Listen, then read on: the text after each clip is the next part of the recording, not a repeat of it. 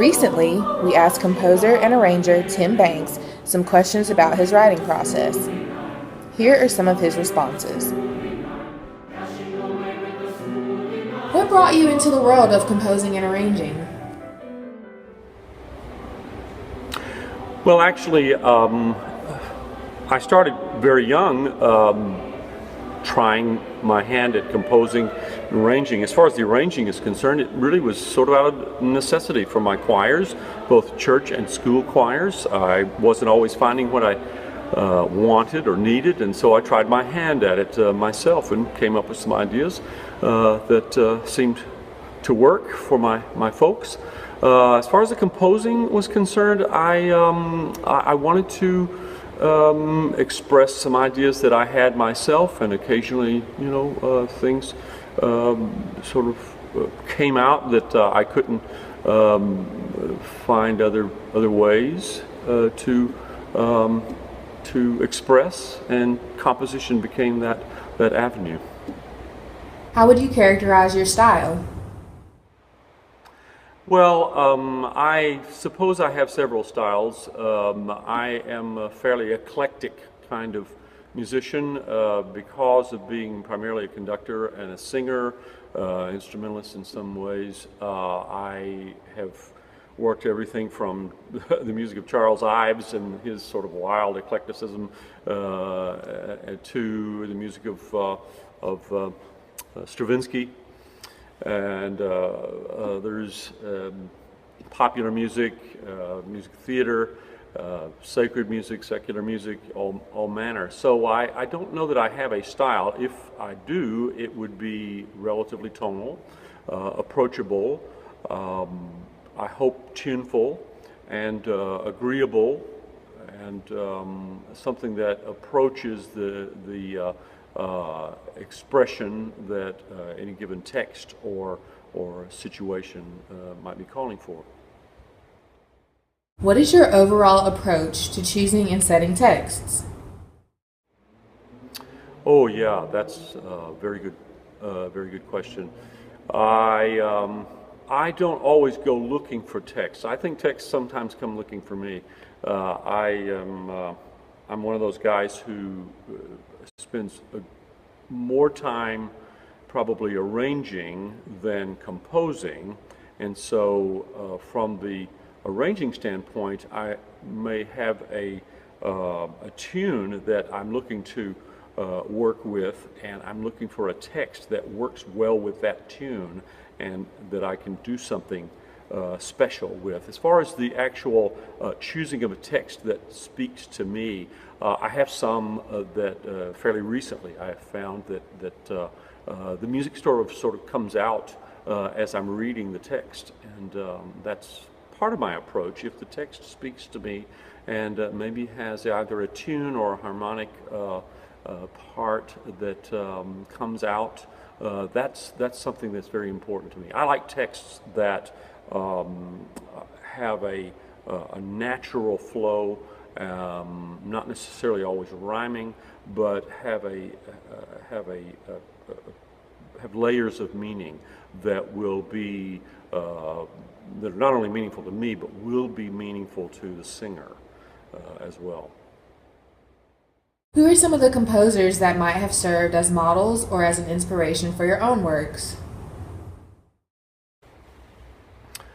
Oh wow.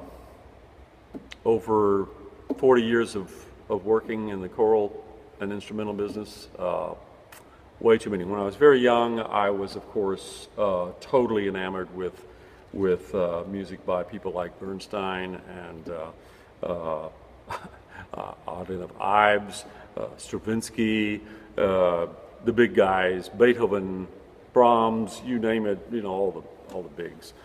Bach, gee whiz, how can I say that? But in more recent times, I have become so enamored with the British choral school that I love thinking in terms of folks like Vaughan Williams and Holst, Benjamin Britten, of course John Rutter, before him Charles Stanford, Hubert Parry, that whole milieu of British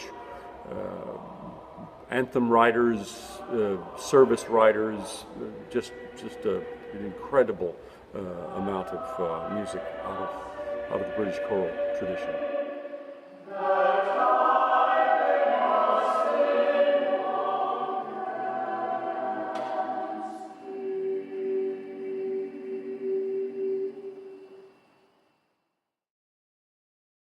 Do you have some favorite pieces of which you are especially proud? It's easier for me to choose favorite pieces by other people, really. All of mine are my kids, my children, you know. I kind of divide my things into arrangements and compositions, that is, that did not exist tune-wise or otherwise before. Of the arrangements, I think I really love some of the things that I've done that were on kind of sacred harp or spiritual arrangements that I'm particularly fond of. Little David, Play on Your Harp, which is an African-American spiritual.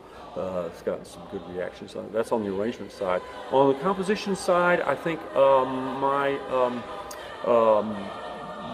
favorites would be it depends on what I'm doing at the time, I guess, but most recently I've done a beautiful, I like it at least, beautiful poem, a beautiful prayer. It's a Celtic peace prayer, and it just sort of spoke to me. And then years ago I did an anthem that's kind of a blend, actually, between a true composition and an arrangement. The composed part is on a psalm. I was glad when they said unto me, let us go into the house of the Lord. And then the arranged part is, O God, our help in ages past. And they're sort of a blend. Did it for a big joint service in this very place, Southside Church and Temple Emmanuel, a joint worship event many years ago. Festival.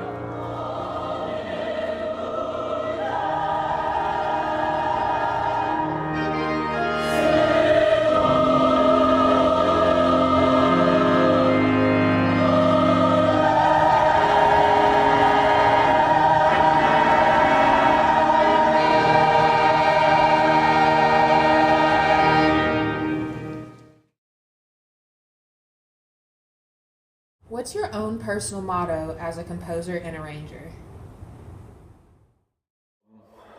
I would say if I have a personal motto as a composer or arranger, it would be to craft music that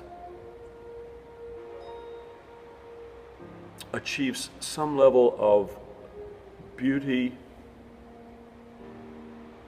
and art that is able to lift the performer out of themselves, maybe. A way to leave behind the mundane for a few moments and to take ourselves to a little bit higher plane. It's awfully lofty, I know. Don't always achieve that, certainly. Maybe if we get to do it for just one moment, then we've done something good.